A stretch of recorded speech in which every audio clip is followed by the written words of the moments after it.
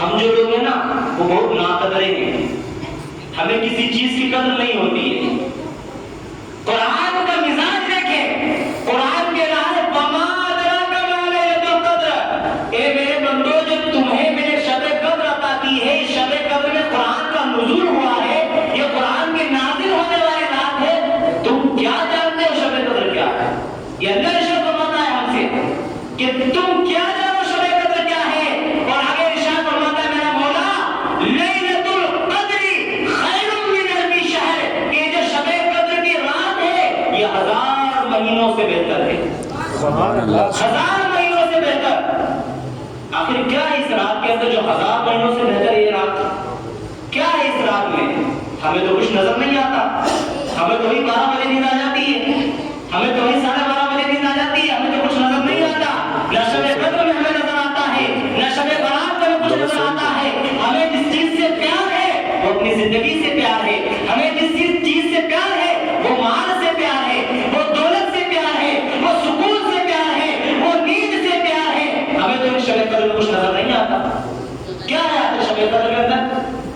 تو ذرا صحابہ کرام کی زندگی پڑھیے، آپ کو پتا چلے گا شب قدر کیا ہے۔ اور صرف شب قدر نہیں، جو اعتکاف کے 10 دن ہوتے ہیں نا، ان 10 دن کے اندر بہت کچھ ہے۔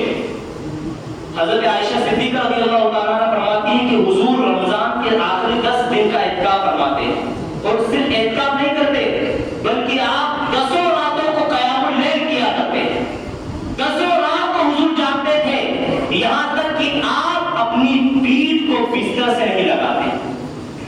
یہ ہمارے اور تمہارے نبی کا طریقہ ہے۔ کیسی عبادت کرتے تھے 10 رات؟ ہم تو صرف ابھی بیٹھتے 1 بج رہی اور ہماری آنکھوں میں نیند آ رہی ہے، کب ہلکا ذکر ہو کب جا کے سوئیں گے، یہ ہماری منشا ہے۔ لیکن قربان جاؤ مدینے کے تاجدار پر، جو سب سے افضل نبی ہے، جو اللہ کے سب سے محبوب ہے، اس کے باوجود بھی عبادت کا اتنا اہتمام فرما رہے ہیں کہ رمضان کی 10 رات کو حضور جاگ رہے ہیں اور اللہ کی عبادت کر رہے ہیں۔ تو ہمیں کتنی اللہ کی عبادت کرنی چاہیے۔ اور یاد رکھیے عزیزان گرامی، یہ زندگی اور یہ بات پھر نوٹ کر لیجئے، آنے والے سال ہو سکتا ہے ہم شب قدر کو حاصل کر پائیں یا نہ کر پائیں، رمضان دیکھ پائیں یا نہ دیکھ پائیں۔ کتنے ایسے لوگ ہیں جو پچھلے رمضان ہمارے ساتھ تھے اور آج وہ قبرستان کے اندر ہیں، کتنے ایسے لوگ ہیں ہم خود جانتے ہیں۔ تو کیا معلوم آنے والے سال ہم میں تم میں سے کوئی یہاں موجود ہو یا نہ ہو۔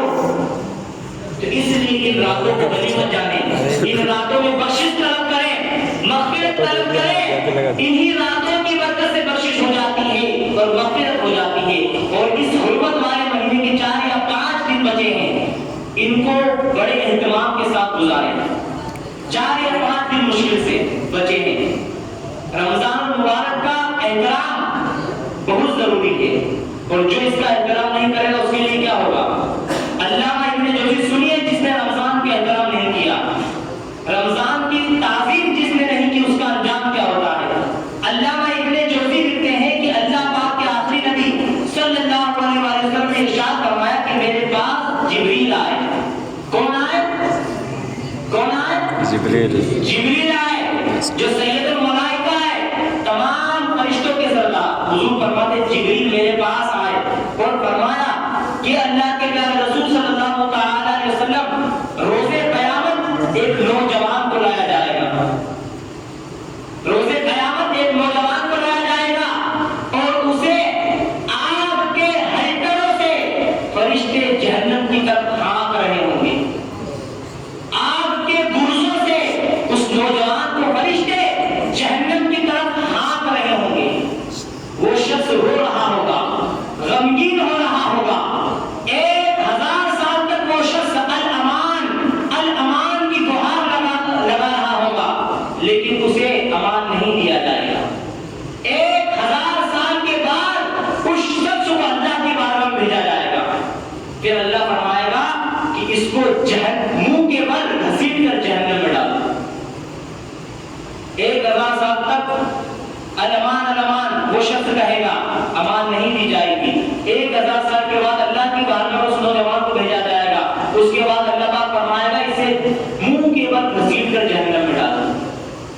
اللہ کے پیارے رسول نے جب یہ بات سنی نا، تو جبریل سے پوچھا ہے جبریل یہ نوجوان کون ہوگا؟ اب سنیے سننے والی بات، جبریل فرماتے ہیں یا رسول اللہ یہ آپ کا ایک امتی ہوگا، آپ کا ایک امتی ہوگا۔ حضور فرماتے ہیں اس کا جرم کیا ہوگا، اس کا گناہ کیا ہوگا جو اسے 1000 سال تک امان جو چلاتا رہا، امان کہتا رہا، امان نہ دی گئی، اللہ کی بارگاہ میں گیا جہنم کی طرف بھیج دیا، آخر اس کا جرم کیا تھا؟ تو جبریل امین فرماتے ہیں یا رسول اللہ یہ آپ کا وہ گنہگار امتی تھا جس نے رمضان کا مہینہ پایا اور اپنی بخشش نہ کرا پایا اور اس رمضان کا احترام نہ کر پایا۔ اللہ اکبر۔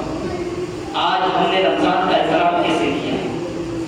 مسلمانوں کا حال آپ دیکھ لیں، اگر کسی سے روزے نہیں رکھے جاتے ہیں تو وہ آدمی کھاتا پیتا ہے، اور چلو بازار میں بڑے نہ کھاتا ہو لیکن جہاں 4-5 روزے دار بیٹھے ہیں وہاں وہ شخص کھا لیتا ہے، پی لیتا ہے، اور اس سے جب کہا جاتا ہے کہ رمضان کا مہینہ چل رہا ہے تو اپنا عذر بیان کرتا ہے کہ میں روزے نہیں رکھ پاتا ہوں، میں یہ نہیں کر پاتا ہوں، وہ نہیں کر پاتا ہوں۔ عزیزان گرامی یاد رکھیے رمضان کا احترام کیجیے، اور رمضان کے جو روزے اللہ نے ہم پہ فرض کیے ہیں ان روزوں کو رکھیے، اگر ان روزوں کو آپ نے چھوڑا تو ان کی قضا لازم ہے، اور کتابوں کے اندر آتا ہے کہ ہم اگر رمضان کے مہینہ چھوڑ کر دوسرے مہینے میں روزے رکھیں تو چاہے پوری زندگی روزے رکھیں، رمضان کے مہینے کی جو روزے کی فضیلت ہے وہ ہم حاصل نہیں کر سکتے۔ اتنی فضیلت ہے رمضان کے مہینے کے روزوں کی، تو رمضان کا احترام کریں۔ جو لوگ روزہ نہ رکھتے ہیں وہ لوگ احتیاط کریں، احترام کریں، اور لوگوں کے سامنے خاص کر روزے داروں کے سامنے کھانے پینے سے گریز کریں، اور آج کی اس مبارک رات کو اپنے رب کے سامنے بخشش اور مغفرت طلب کریں۔ اللہ تبارک و تعالیٰ کی بارگاہ میں دعا ہے کہ اللہ کریم